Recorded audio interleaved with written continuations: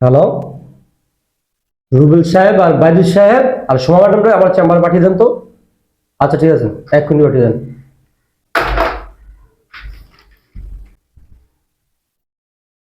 Sir আমাদেরকে ডাকছেন? হ্যাঁ, আপনাদেরকে ডেকেছি। জি স্যার বলুন। যে কারণে আপনাদেরকে ডেকে এনেছি, জি স্যার বলেন আপনি।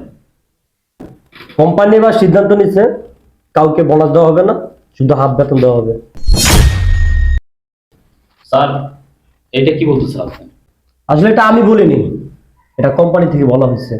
অতএব আপনাদের কোম্পানির কথা মেনে নেওয়া উচিত। স্যার আমরা কোম্পানির প্রত্যেকটা কথাই মানি, কিন্তু আপনি যে কথাটা বললেন এটা মানার মতো না। তার মানে রুবেল সাহেব, আপনি কি বলতে চান?